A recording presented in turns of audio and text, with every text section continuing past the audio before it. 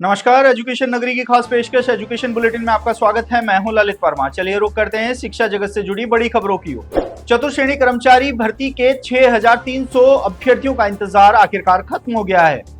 Board बैठक में चतुर्थ श्रेणी के होल्ड पीएच अभ्यर्थियों के अंतिम परिणाम का अनुमोदन कर दिया गया है।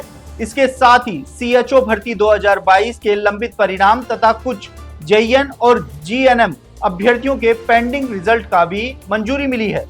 गौरतलब है कि 29 जून को जारी चतुर्थ श्रेणी कर्मचारी भर्ती में करीब 7000 पदों का परिणाम रोक लिया गया था, जिसमें एकल पीठ के आदेश के चलते जीरो मेरिट के परिणाम के साथ ही पीएच अभ्यर्थियों का परिणाम भी शामिल था। पिछले दिनों खंडपीठ ने एकल पीठ के आदेश की क्रियान्विति पर रोक लगा दी थी, जिसके बाद परिणाम का रास्ता साफ हो गया था। ऐसे में अब जहां करीब 45,000 पदों पर नियुक्ति प्रक्रिया चल रही है, तो वहीं अब इन 6300 पदों पर भी जल्द ही विभाग आवंटन और नियुक्ति प्रक्रिया को गति मिलेगी। राजस्थान कर्मचारी चयन बोर्ड की ओर से आयोजित शिक्षक भर्ती में लेवल 2 में 2 विषयों को छोड़कर अन्य विषयों में दस्तावेज सत्यापन कार्यक्रम जारी कर दिया गया है।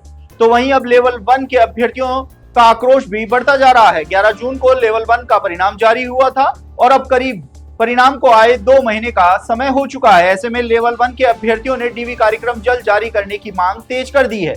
पिछले दिनों बोर्ड कार्यालय पर धरना देने पहुंचे अभ्यर्थियों ने चेतावनी दी थी कि अगर जल्द ही डीवी कार्यक्रम जारी नहीं हुआ तो बड़ा आंदोलन किया जाएगा। ऐसे में एक बार फिर से लेवल 1 के अभ्यर्थियों ने फिर से बोर्ड कार्यालय पर आंदोलन की चेतावनी दी है। युवाओं का कहना है कि विभाग और बोर्ड की ओर से लगातार लेवल 1 भर्ती में देरी की जा रही है, जबकि कोर्ट ने सिर्फ नियुक्ति पर रोक लगाई थी, ना कि दस्तावेज सत्यापन को लेकर। ऐसे में अगर जल्द ही डीवी कार्यक्रम जारी नहीं हुआ तो भर्ती से जुड़े युवा बड़ा आंदोलन कर सकते हैं। तृतीय श्रेणी शिक्षकों के तबादलों की मांग को लेकर चल रहे आंदोलन के बीच गुरुवार को शिक्षक संघर्ष समिति के प्रतिनिधि मंडल और शिक्षा मंत्री मदन दिलावर के बीच वार्ता हुई।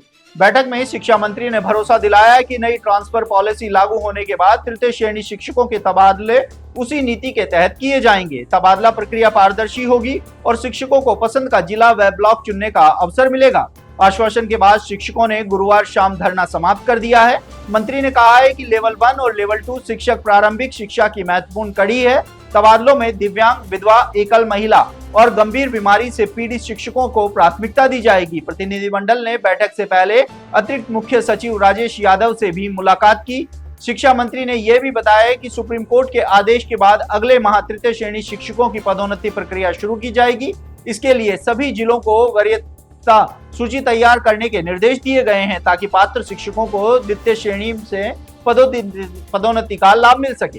राजस्थान लोक सेवा आयोग ने लंबित भर्तियों की चयन प्रक्रिया में तेजी लाते हुए 5 भर्तियों की साक्षात्कार कार्यक्रम जारी कर दिया है। निर्धारित कार्यक्रम के अनुसार विभिन्न पदों के इंटरव्यू 14 से 21 अगस्त के बीच आयोजित किए जाएंगे। आयोग जल्द ही अभ्यर्थियों के इंटरव्यू कॉल लेटर अपनी वेबसाइट पर अपलोड करेगा। शिक्षा सहायक आचार्य संस्कृत शिक्षा विभाग भर्ती 2024 में अंग्रेजी विषय के साक्षात्कार 14 अगस्त को होंगे, जबकि हिंदी विषय के प्रथम चरण के इंटरव्यू 17 से 21 अगस्त तक आयोजित किए जाएंगे।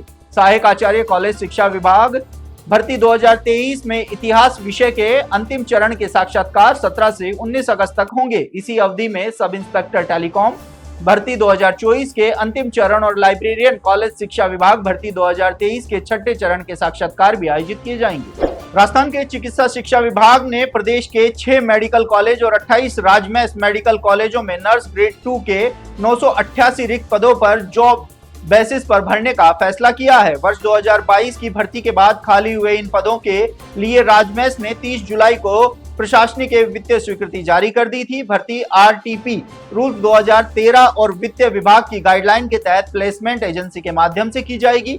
अभ्यर्थियों को सीधे संविदा नियुक्ति नहीं दी जाएगी। नियुक्ति 31 मार्च 2027 तक या नियमित अथवा संविदा पद भरने तक मान्य रहेंगी। पदों में सबसे अधिक 185 Jaipur SMS medical college, 100 Dungarpur तथा 84 पद जोधपुर और बीकानेर से भरे जाएंगे। विभाग के इस निर्णय से अस्पतालों में नर्सिंग स्टाफ की कमी दूर होने और मरीजों को बेहतर स्वास्थ्य सुविधाएं मिलने की उम्मीद है। तो ये थी शिक्षा जगत से जुड़ी तमाम बड़ी खबरें। कल फिर से आपके साथ रूबरू होंगे, तब तक के लिए नमस्कार।